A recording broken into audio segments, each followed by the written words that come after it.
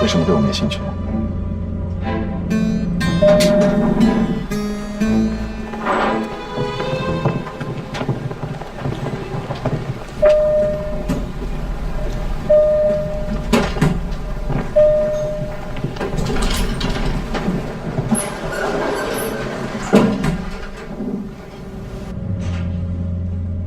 你还没回答我，为什么没兴趣和我一块住？想都不要再想了，我喜欢静静，我是不会搬上去住的，不要再说了。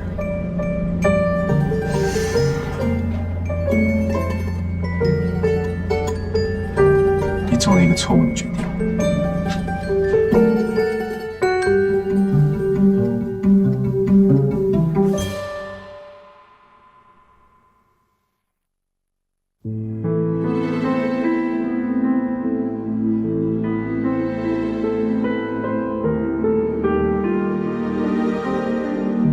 妈妈，原谅我的软弱，让我感受最后一次空虚和放纵，黑暗的起点与终点。我做错了好多事，一步错，步步错，我再也回不了头了，所以我不再回头了，我选择结束。妈妈，我的银行存折里还有2万块钱，密码是我的生日，钱不多，对不起妈妈。妈妈，你别难过，做这个决定对我而言是解脱。我改变不了命运，反抗不了命运，但我至少可以选择结束。我的生命终结在我自己手里。再见，妈妈，别难过，明天又是一个新的开始。不孝女，晚未经杀。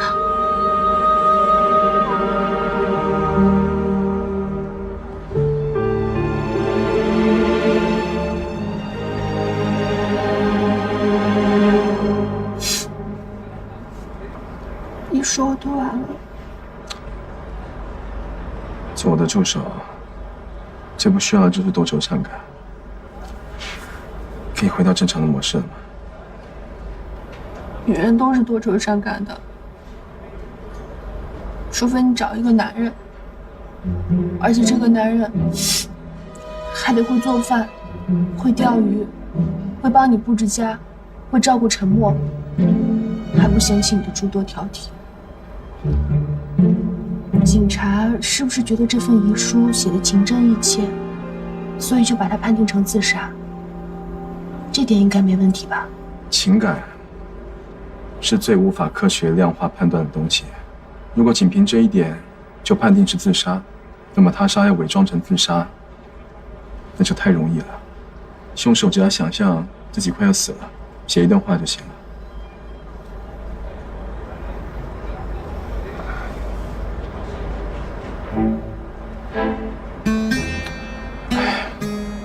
我讨厌新生入学的问题，简单到无趣。快说。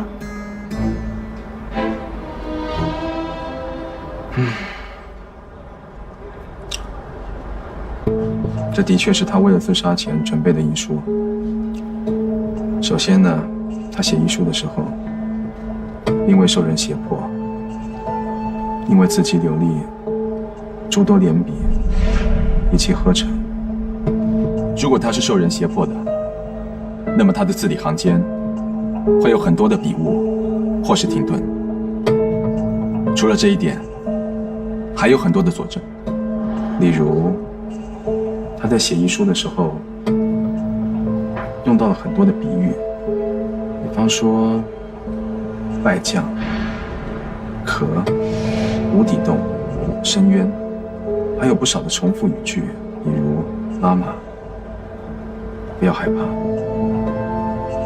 还有一些没头没尾的，我的生活变得灰暗、肮脏。你知道伪造书信的人，或是胁迫他的人会怎么想？以上都不会。他们会要求他写这封遗书，写得尽量清晰、简洁，直入主题，逻辑清楚，避免看起来有漏洞。而这封遗书呢，从字迹上看起来，都有一些文笔上的小毛病，还有小习惯。所以，这是一封真正的遗书。说谎的人会尽量圆谎，而说真话的人才不会顾忌那么多。那我们现在应该做什么？先从调查自杀原因入手，搞清楚关于他的一切。怎么入手调查？女人一般自杀的原因有哪些？情感问题、工作问题、经济压力、身体疾病。太好了，以上这些我一点都不感兴趣。你决定吗？那就从死者的背景调查开始。你看了犯罪心理学的书？职场女干探吗？应该的。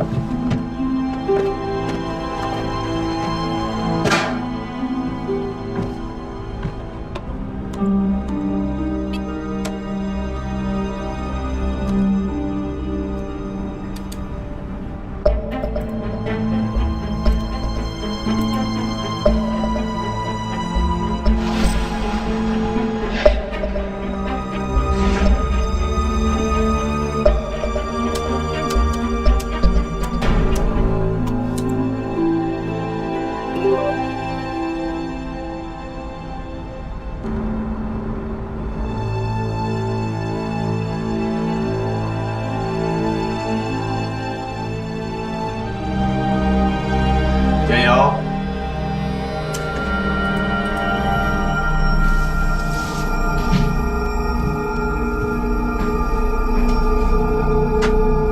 你在干什么呢？我在帮博总找一份客户资料。回头我让其他人打印一份给你。走吧，请你吃饭。走。改天吧。你多心了，还有其他人，部门其他的人都在。走吧。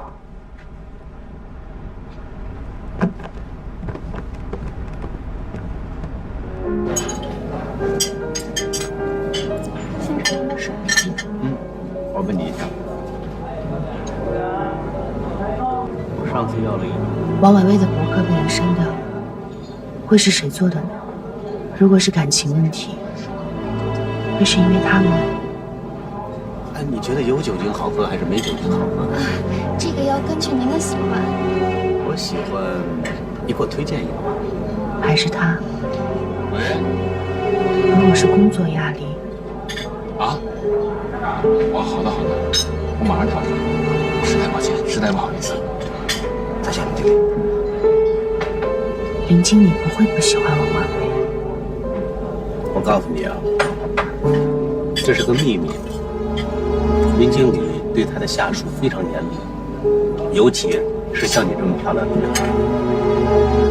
小白兔，当心被大灰狼吃掉。哎，老周，谁是大灰狼？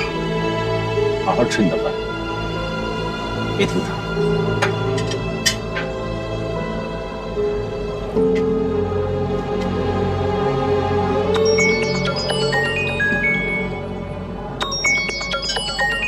不好意思，博总找我先走了。我也吃完了，我送你去。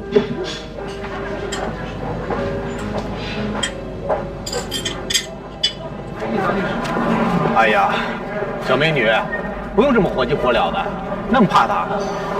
谨慎点总是好的嘛。哎呀，我说你真是个菜鸟，放轻松啊，深呼吸。那在那儿呢，记着我跟你说的话，往心中。拜拜。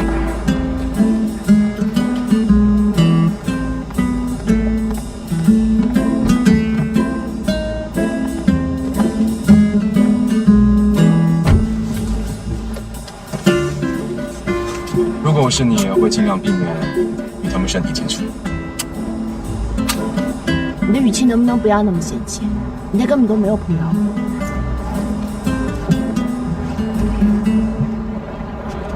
你干嘛？不好意思碰到你。无聊。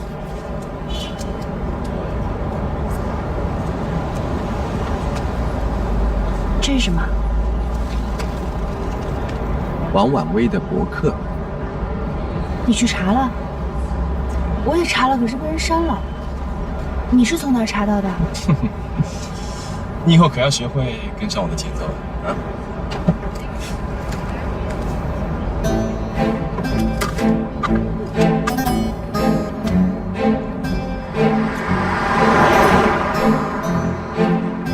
！9月4号，他今天穿了件新衬衫，很帅气。我在茶水间碰到他，他说我昨天写的会议记录写得真好，我好开心。11月9号，今天他打了条浅蓝色条纹领带，我发现他有很多条蓝色的领带。他知不知道，蓝色也是我喜欢的颜色，以后也是我的幸运色。11月20日，怎么办？我好像越来越喜欢他了。如果我的心是一个泉眼，那它就是清澈的溪流，一点一滴把我的心占据填满。12月28号，为什么总是诸事不顺呢？他还是微笑着跟我讲话，可心里是不是觉得我很蠢，很没用？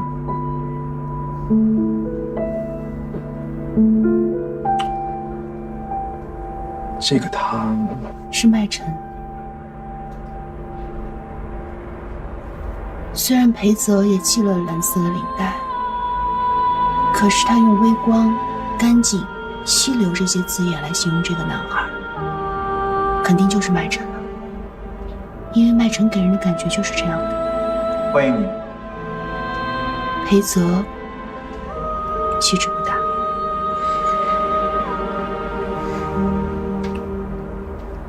溪流、微光、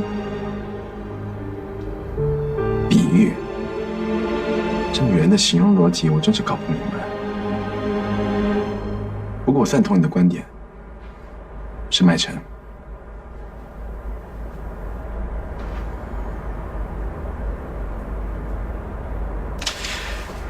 女人会把我比喻成什么呢？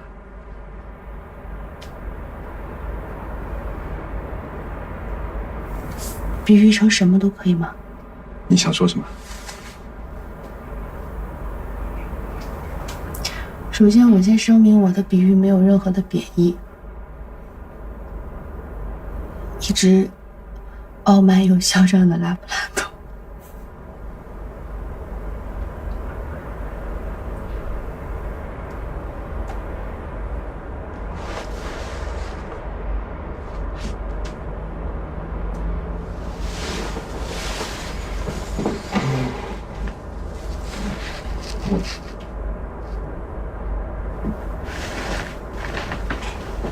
你的修辞能力远不及王婉薇。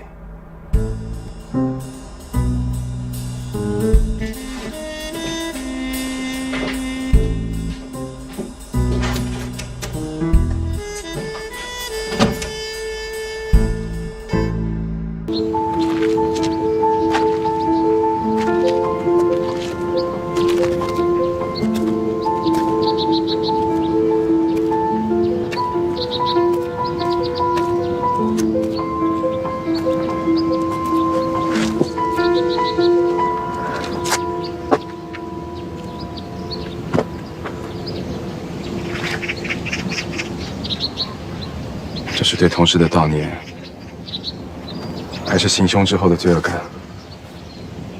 你什么意思？王王伟死的那个晚上，你去过他的房间？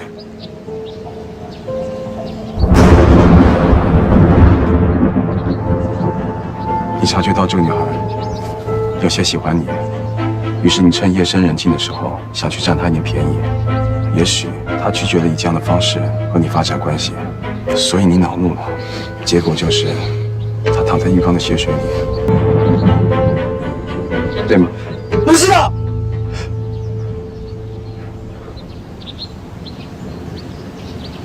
我是向他去表白。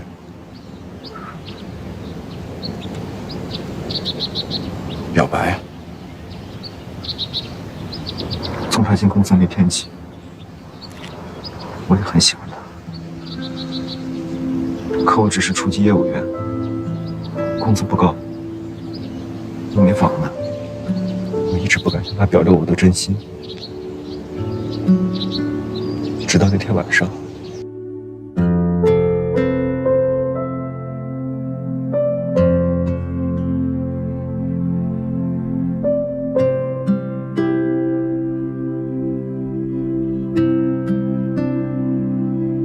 我犹豫到半夜，最后终于鼓起勇气去了他的房间。他当时的情绪怎么样？他好像很高兴，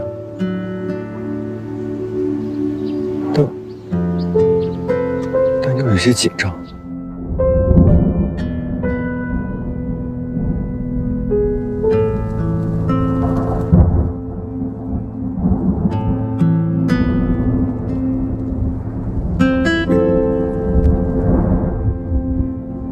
谢谢你，我真的很高兴，但我需要考虑一下。我会打电话给你的。然后呢？后来我回到了房间，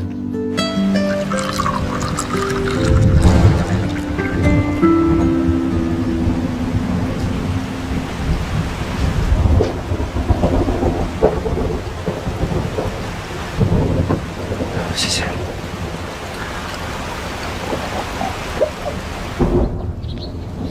不知道怎么回事，酒劲上来就睡着了。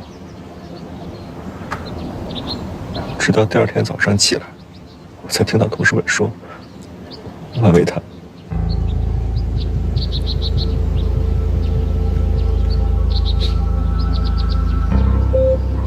你向你心仪的女孩表白，她也答应你说会考虑一下，结果当晚她却割腕自杀，你就一点也不觉得奇怪，也就接受这个结论了。当然不是，我跟林经理说过，你和林经理说了什么？婉薇她不会自杀的，这没有道理啊！我们走之前才见过面，他什么都没有跟我说。林经理说我只是当晚喝多了，并没有看出他的异常。毕竟大家都知道，婉薇的气窍不好，最近几个月压力一直很大，情绪很不稳定。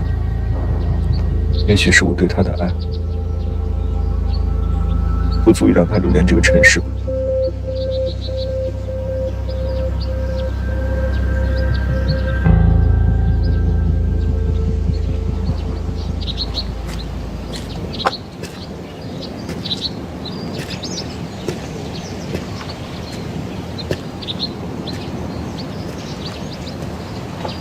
你最近的情绪一直都有问题，所以我们才来找你谈话。我总希望不要影响你的工作，也不要影响部门内的气氛，所以我们今天说的话就不要告诉别人了。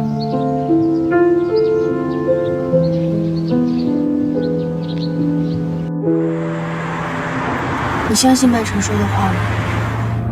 他去了死者的房间，只是为了表白。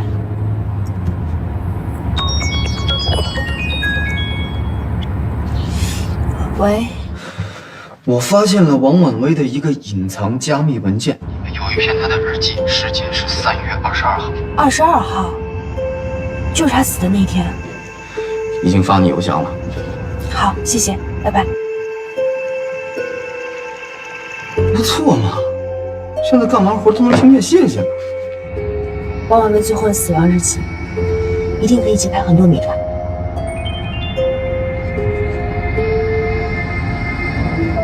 你听一下这一段，他竟然来到我的房间向我表白，我所爱的干净、纯洁、英俊的男孩，为什么你现在才来？谢谢你，让我的人生不那么绝望。可是，我还有机会能够回头吗？我还有得到救赎的可能吗？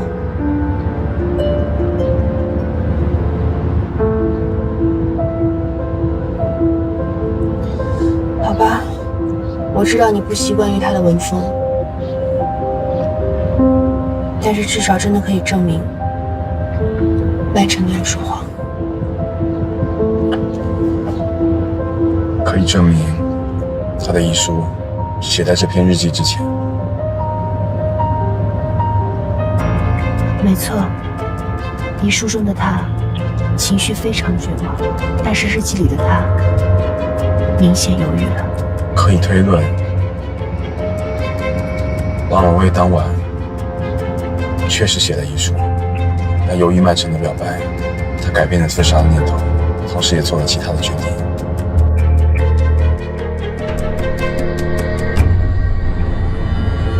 而正是因为这个决定，为他惹来了杀身之祸。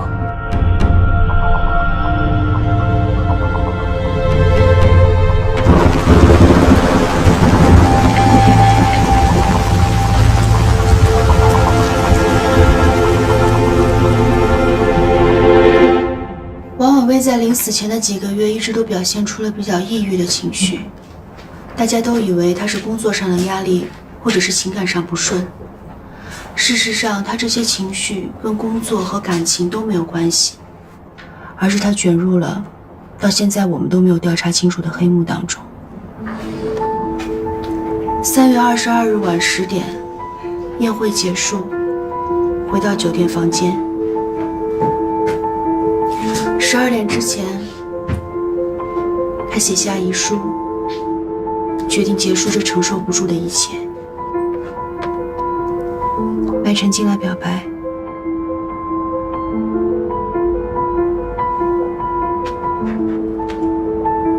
大约用了20分钟。麦晨走了之后，他写了他最后一个日记，大约用了半个小时。警方判定王婉薇的死亡时间是2点半至3点半之间，也就是说，谁在这个时间段进入过王婉薇的房间，谁的嫌疑就最大，对不对？你家来过客人？熏然来过，李熏然。他被借调到江州市局工作，今天来看我。熏然说，专家破译的血密码早就发给你了，你为什么不理会？没有必要理会这么无聊的事情。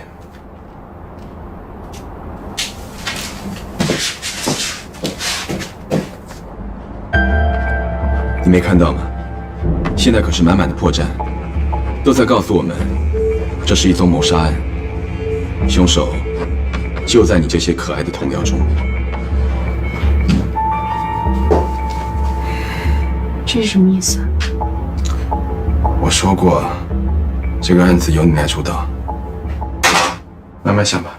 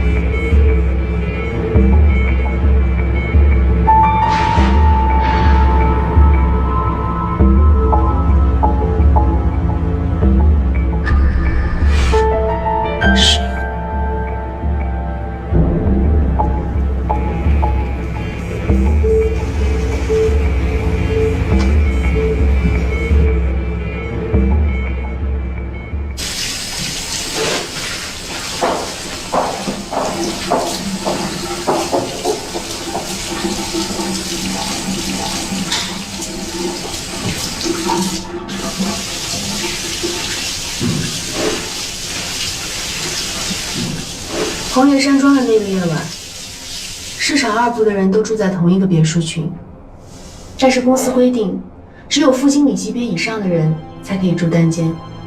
你和王婉薇的级别都不够，除了林经理，只有你们2个女生，所以你们一定会被安排在同一个房间。你就是他的室友。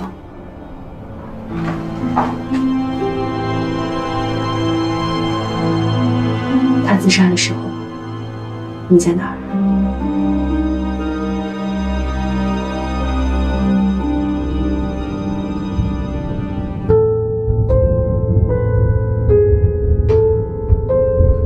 我知道我不应该和他在一起，可是我控制不了。他说过他会离婚，我们不会永远这么偷偷摸摸的。沈副经理住的那个单间，那天晚上你在他房间里。石伯聪要调查这件事情吗？他会开除我吗？他不会。偷情的夜晚，应该不会计划谋杀。他们2个暂时排除怀疑。你既然有这样的进展，应该高兴才对。可是王婉薇到底卷入了什么样的黑幕？我们还是丝毫的头绪都没有。是你，不是我们。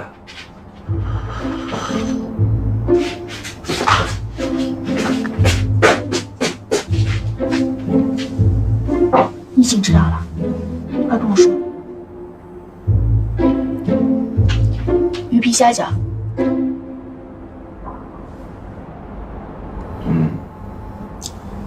我们一开始为什么要介入调查一桩自杀案呢？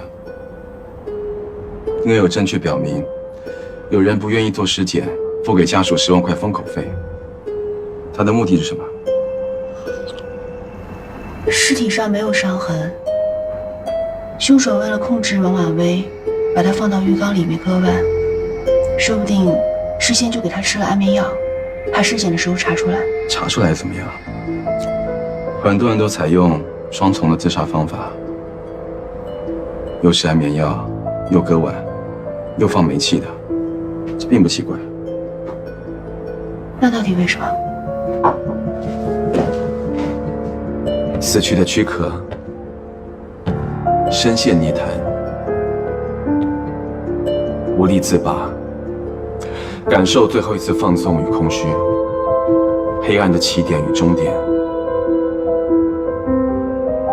有什么事情可以用这些词来形容呢？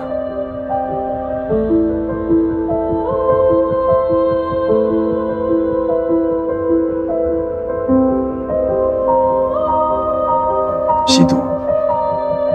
王婉薇有毒瘾，所以她面对麦晨的表白才会那么绝望。不会有人单单因为他吸毒而杀了他。毒品？你确定吗？相信在你公司里有一个贩卖毒品的网络。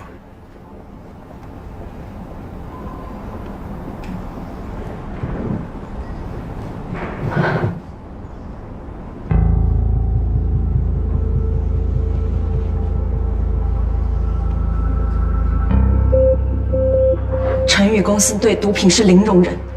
如果当时进行了尸检，发现了王婉薇有毒瘾，我一定会要求进行彻底调查的。也许这就是封口费的用处了。如果没有那些举报的邮件，王婉薇这件事情早就尘埃落定，那个毒品网络也就依然安全。那到底是谁付了那个10万？又是谁发了那些邮件呢？那个账户子玉已经在深挖了。至于那些邮件，我大概知道是谁发的。是谁？现在还不能确定，我会处理的。不过我认为，你现在应该先报警。对，找我。哎，小李，来，走。我听说薄敬言教授在同时办理杀人机器那个案子的时候，你们合作过？对啊。成宇公司刚报了案，警局决定立案调查。薄教授呢也答应协助我们。既然你们之前合作过，那这个案子就由你来主导。什么案子？好，我知道了，我会转告他的。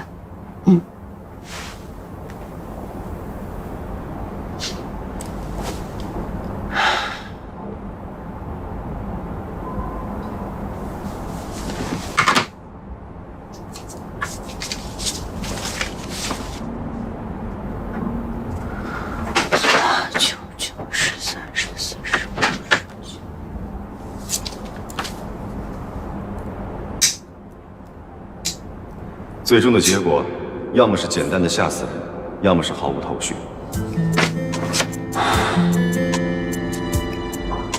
会不会真的简单的吓死？8、9、9、13、14、15、19。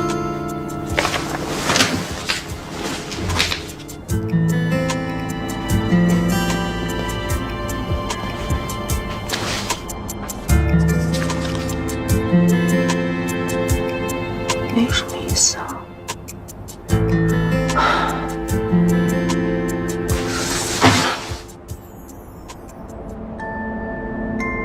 Simon，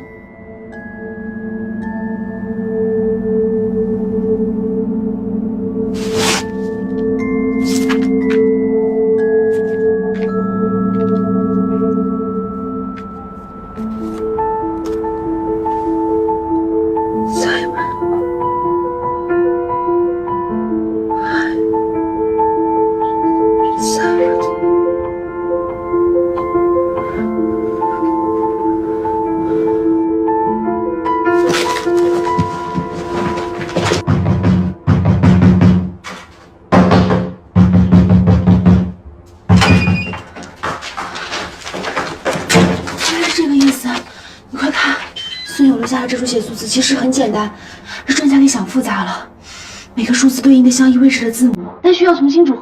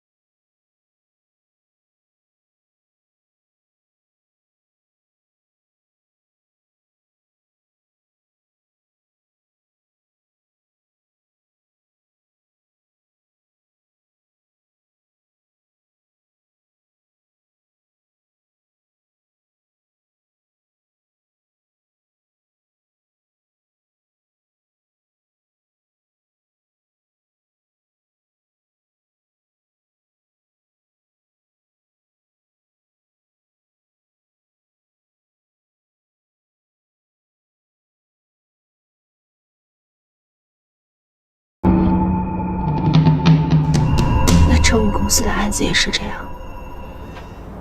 发给你姐姐的那些邮件，都是关注你的这个写的。那警方在联系你的时候，你为什么不说？这么一个人把你当成目标，这多危险啊！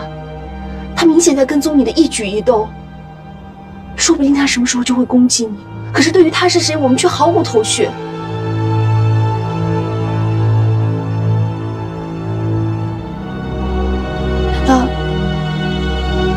不是毫无头绪，对于他是谁，你是知道的，是不是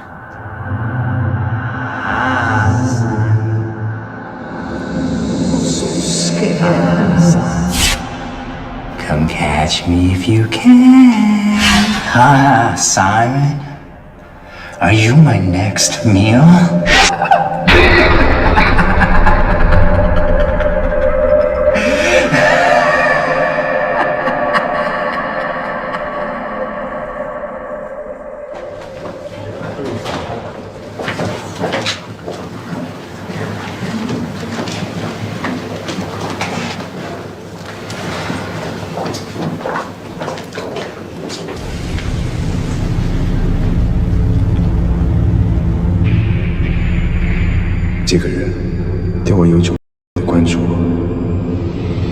想在我破案之前，来留下属于他的痕迹，借此来获取走在我前面的成就感。哎，我介绍整理的材料呢？哦，想什么呢？怎么心不在焉的？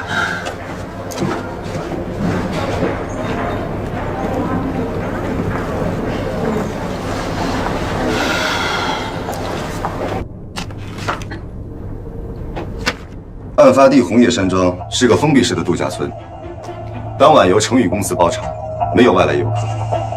由于王婉薇的级别，住宿安排显示，她与薛青住同一房间。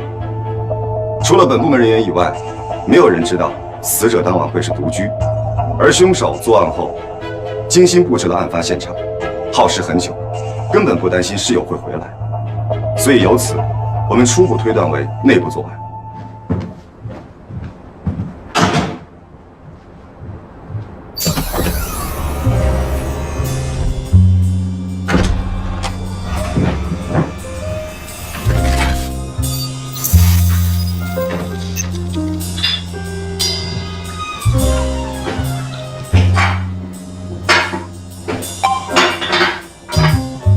Hi, Simon.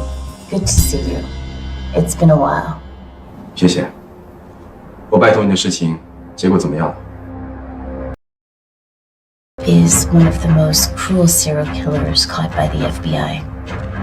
You helped us to capture him and escort him to Bay Area Prison, the most guarded prison in the U.S. So believe me, there's no way for him to escape that prison. 你是在讽刺禁言的要求纯属是在浪费时间吗？ But because you're my friend, Simon, I did go to the prison to check it out in person. And Tommy is still serving his time in his cell. He hasn't been allowed yard time for over a year now. Had no visitors. So whoever is stalking you, it is not Tommy. 我相信他不是Tommy，但他们模式一致，特征也相符合。不管他怎么伪装，我都能看出来，这个人和Tommy之间一定有联系，而且是密切的联系。 So what are you asking? 自联合调查，管辖权还有资源分享问题，我相信你可以协商好。不过，最重要的是，我必须要参与。 But this is a far different situation from last time, Simon. You forfeited your security clearance when you decided to go back to China. I don't see how I can include you officially in this investigation. Susan， 没有人比我更了解Tommy。如果你想要真正完结这个案子的话，就必须要得到我的帮助。 Let me forward your request to my superiors. 谢谢。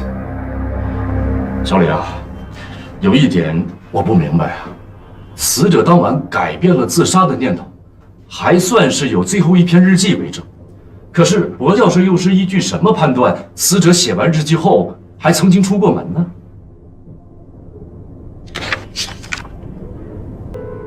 黑裙子。死者离开宴会厅回到房间时穿的是蓝色裙子，而麦晨前去表白时看见的也是蓝色裙子。死者穿着黑裙子，那只能说明他之后又换了衣服啊。麦晨当时离开时已经是午夜，王婉薇如果这个时候要换衣服，按道理说，最应该换上的应该是睡衣或者浴袍之类的，而她却选择了一件黑色连衣裙，为什么？哦，明白了。 他换上黑裙子，说明他还要出门。在王婉薇的心里，这条蓝色的裙子对她有着特殊的意义。这是她心爱的人最喜欢的颜色。每当她穿着这条蓝色裙子的时候，麦晨都会赞美她。所以，无论她当时想要出门做什么，很明显，她都不愿意穿着这条蓝色的裙子去。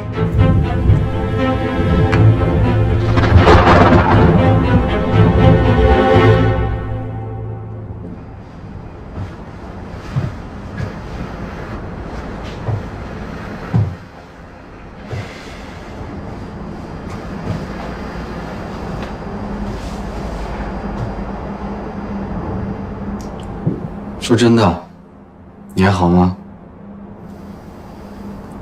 我当初坚持带你回国来休养，是因为我觉得这里可以。你已经为我做了全部能为我做的事情了。接下来让我专心工作，我会赢的。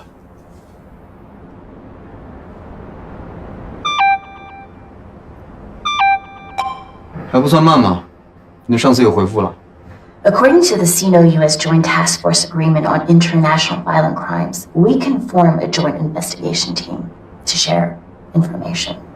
As for your classification, 我相信中国警方不会有任何异议，关键是 FBI。well, since it involves internal confidential information, the FBI wouldn't authorize your participation as a consultant. 但是呢，像这样的一句话，最后来肯定会接个但是吧。But the US government allows a victim the right to assist the ongoing investigation of their case. 受害者。Well, whether you like it or not, Simon, you were a victim of that case. And that allows you the right to participate in the investigation. 不接受。 Good. I'll take care of the paperwork and I'll contact the Chinese police as soon as I can. 没问题。 So aren't you going to tell me who she is? 什么谁啊？ Your micro expressions have changed. The corner of your eyes, lips, fingertips, the color of your clothing, even your emotions have slightly changed since last time I saw you. I hope you'll introduce me soon. 苏子，我知道你是顶级的侧写师，但请你不要观察我。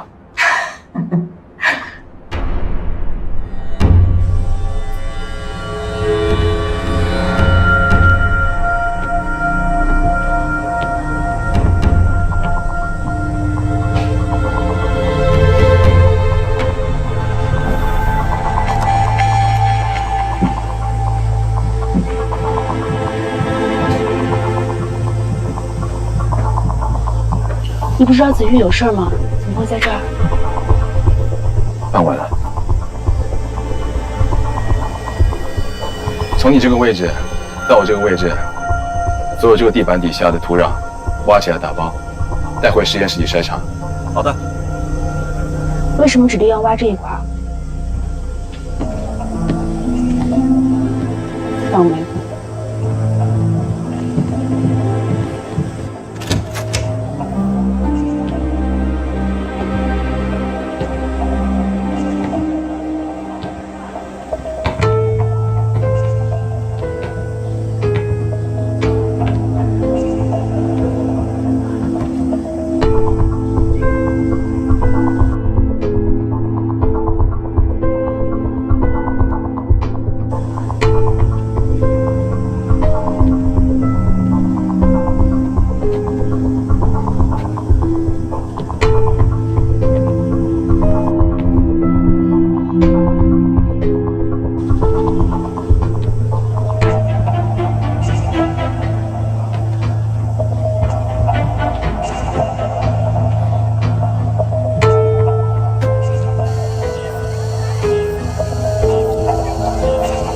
你到底在找什么？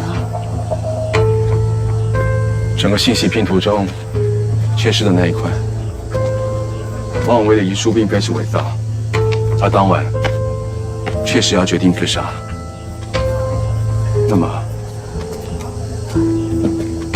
他所计划好的自杀方式会是什么呢？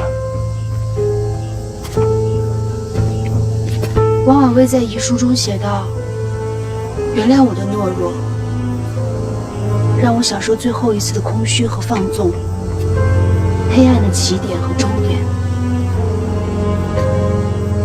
毒品，他是想用过量注射毒品的方式，让大家知道是什么害死了他。当他的微脉城展开新的生活，他的第一个举动会是什么？丢掉所有的毒品。” 《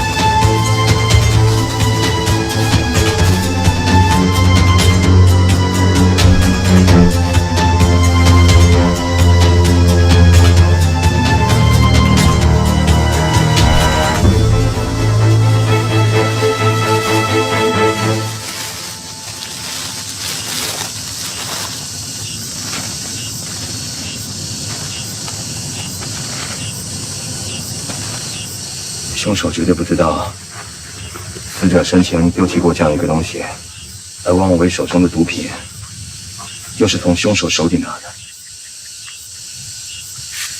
如果我们运气够好的话，他能够指向一个新的名字，帮我们解开所有的谜团。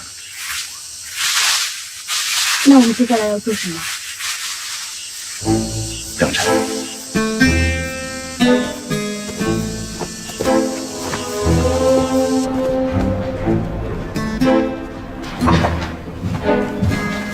美女，叫我来杯咖啡。咱们部门有个规定，新来的员工都会给他办一个迎新会。明天晚上8点到我们家。你家？对啊，我一个人住，房子也够大，部门每次聚会都会到我那儿。明天啊？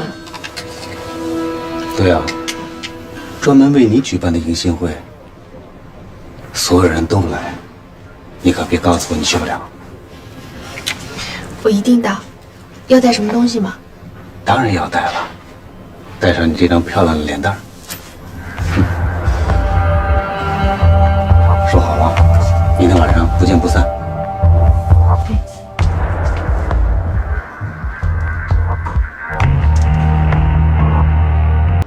就是个部门活动而已，现在还没有公开调查，我不觉得很奇怪的。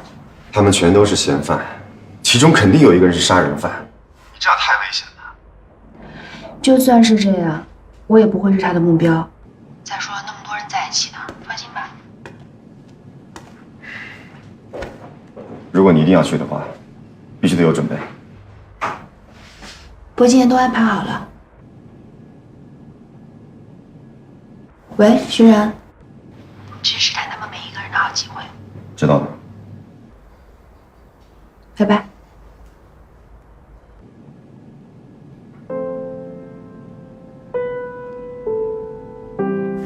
是熏然，他从小到大就像个老母鸡一样，管东管西。我挺关心你的。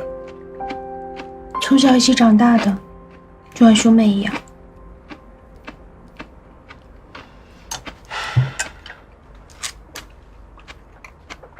说说看。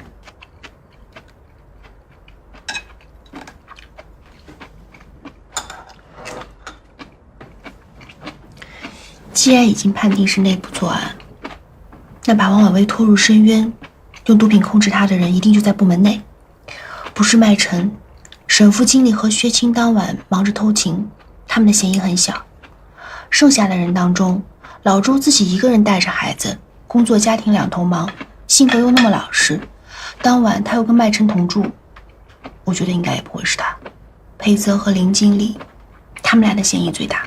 我决定明天晚上重点观察他们俩。哼，你笑什么？我分析的不对啊？没有啊，就是觉得挺可爱的。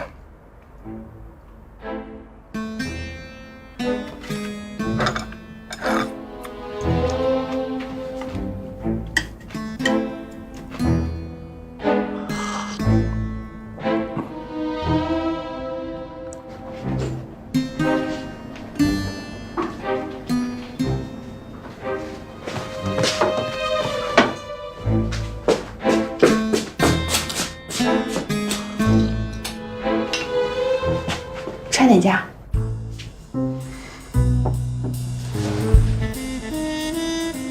你要我在脑海里想象你穿这件衣服的画面，抱歉，这种事情我并不擅长，换上给我看。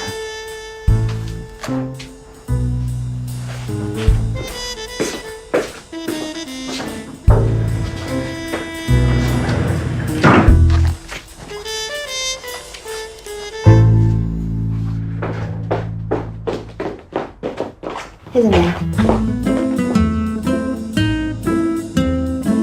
不行。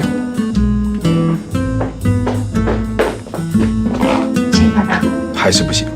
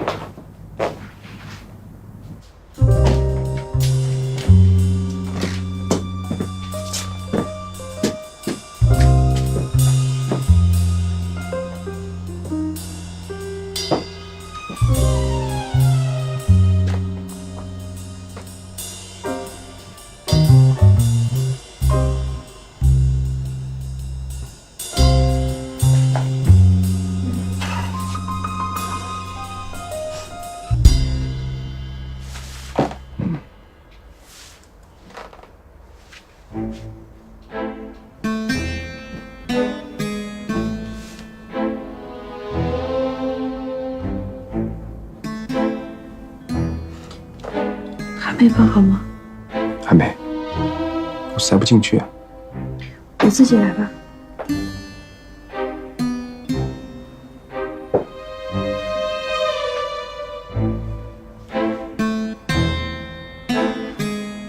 它不会掉进去吗？会。所以你吃饭的时候，别乱晃脑袋。哦。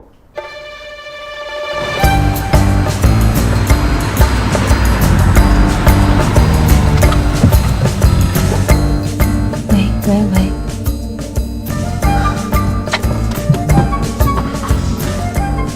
准备好了吗？准备好了。这个案子呢，有很多种方法去解决，我们并不需要你去套话来锁定嫌疑人，所以今天晚上一定要以安全为主，不要问太多，不要让人起疑，明白了吗？你都啰嗦死了，知道了。别那么紧张，他们不会蠢到今天就把你杀了。有你这么给人打气的吗？瑶瑶，一定记住了，下雨了。没下雨啊？这个是安全信号。如果你要是觉得有任何不对的地方，你只要说下雨了，我们就马上冲上去，清楚了吗？清楚了。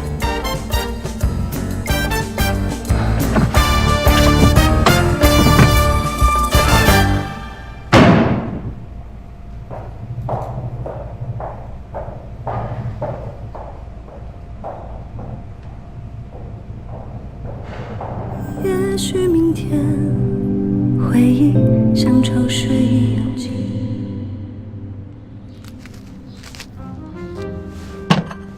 这么说，博总没有女朋友？这个我不清楚哎。既然他没让你给任何女人买过花、订过餐厅、买过礼物，那应该没有女朋友吧？没想到你对他还挺感兴趣的，啊？好啊，不怕死就上，我支持你。哎呦，他不会还是处男吧？无良，你怎么知道他是处男？你又没试过。这还用试吗？这种男人多少都有点不正常，浑身上下散发着那种禁欲的气息，用他那挑剔的言行掩饰他暴躁的内心。哎，你们俩都是女人，你们说我说的对不对？挺有道理。屁道理。干杯！喝酒不带我是吧？主菜来了，来往里传。这么大的螃蟹？哎呀，那是啊。慢点。哎呀，快吃吧。来，简阳，来。裴子啊，我这有点热，你那离空调近，咱俩换一下呗。哎呀，你快吃吧，把嘴占上，别给我添乱。快吃，来，来这个好，这个好，吃。谢谢。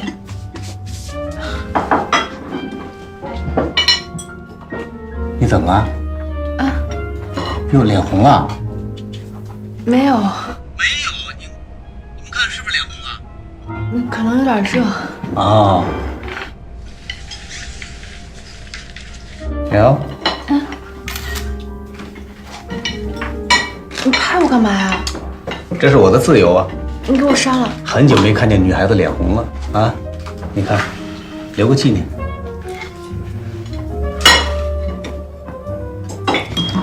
我去趟洗手间。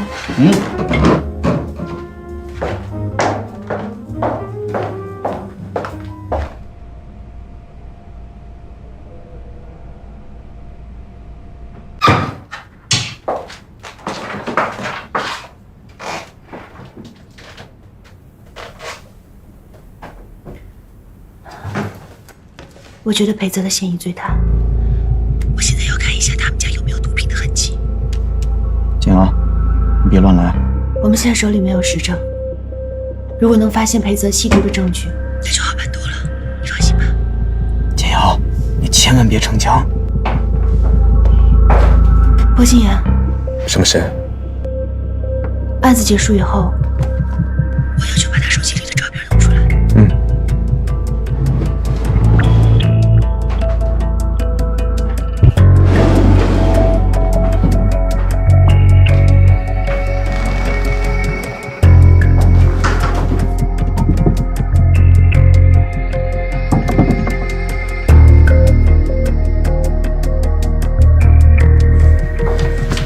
柜子第一排有一些药，但看起来都是像正常的处方药。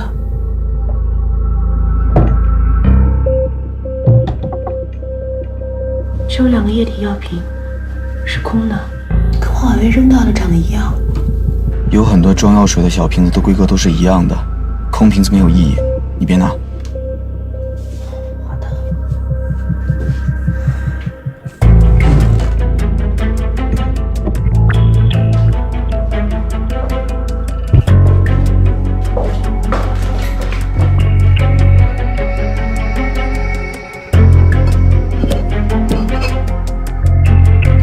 马桶水箱里有东西，看上去像是一个塑料防水包。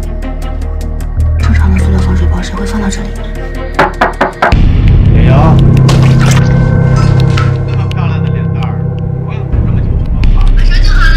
景阳，你出去之后，马上找机会离开，后面的事情我们会处理。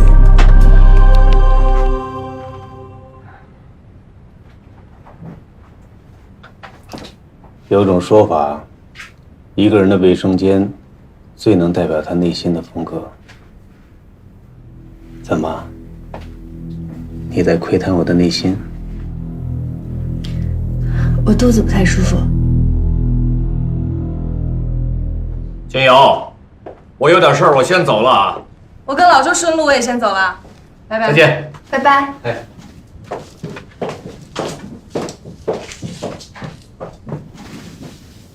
时间不早了，我也先走了。哎，你着急干嘛？我这路偏，不好打车，一会儿我开车送你。不用了，我自己回去。哎呀，大小姐，你就听我的吧。鸡蛋，等，把碗洗了。喝多了，还让我洗碗，放着会臭啊！快，就这么好使吗？哎，我来吧。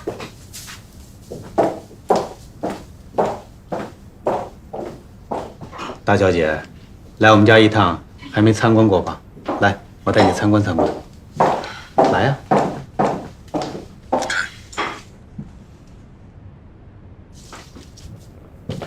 来，我的书房，这里放着我的爱好，还有收藏，随便看看。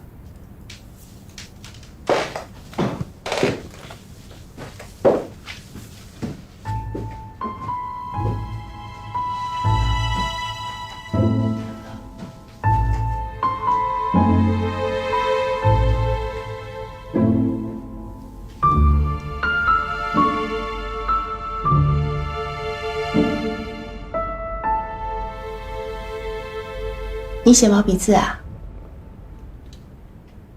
啊，偶尔写写，但我写的不好。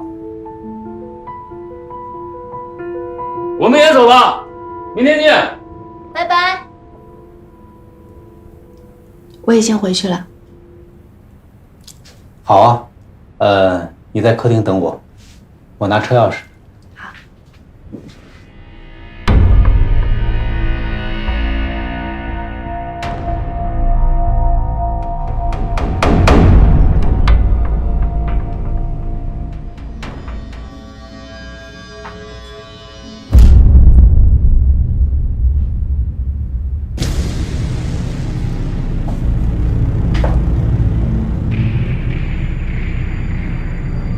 黑泽，是停电了吗？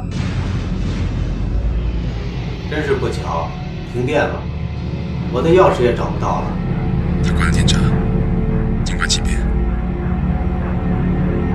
那我先自己打车回去了。等等，我有话要跟你说的。你的胆子可真够大的，你知道吗？你跟你的前任王婉薇年纪很像，但是性格完全不同。你怎么突然提她了？她是你的前女友吗？不是，我只是觉得你们很像。你站着别动，我这就过来了。简瑶，你平常看到的和你认为的那个人，其实并不是真正的我。是吗？那哪个才是真正的你啊？以后你慢慢会发现的。现在开始我们今天晚上的节目。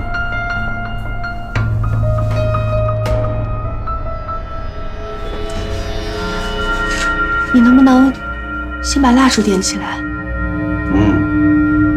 这样才有意思嘛。难道你没看出来？今天晚上一切都是我计划好的，目的就是为了把你留下来。你别过来！简阳，简阳，太不小心了，别动！哎呦，乔乔，你把我给绊倒了！你给我起来！我起不来，要不这样，亲我一下，我就起来。瞧瞧你啊，戒心真的太重了。我只是想给你个惊喜，还非得上刀山下火海啊！你的皮肤可真好。下雨了，你给我放开我！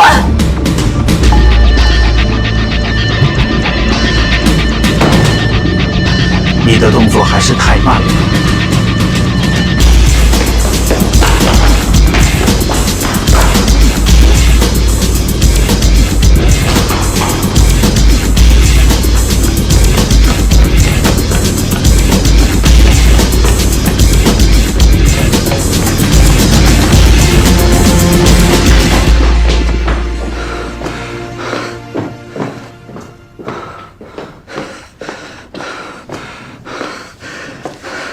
你干的？麻醉针，1个小时之后就会醒了。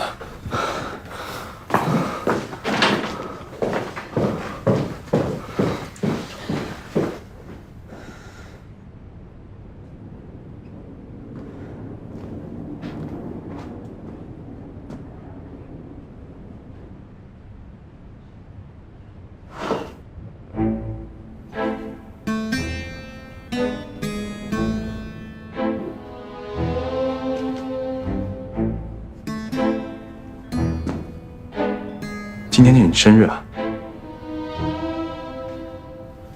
好像是的。连你自己生日都不知道啊？是个蠢女人。我平常都过阴历生日的。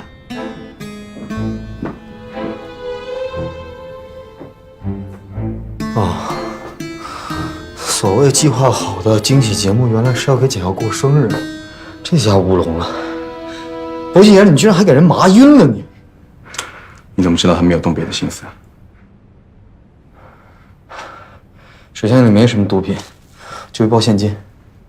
现金？普通人肯定不会把现金放在那种地方，有可能是毒资。接下来的可以交给李君然了。没有证据，他什么都不会说的。你的意思是？我们走。简瑶，你留下。他醒来，我怎么跟他说啊？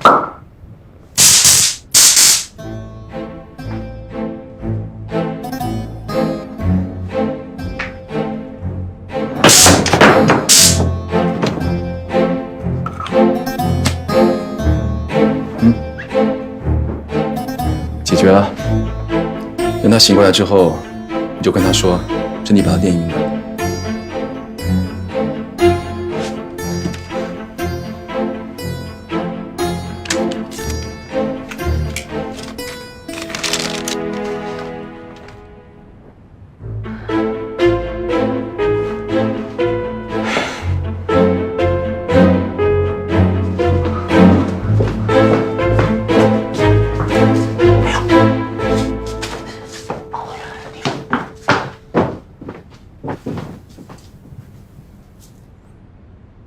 加油！别害怕，再见。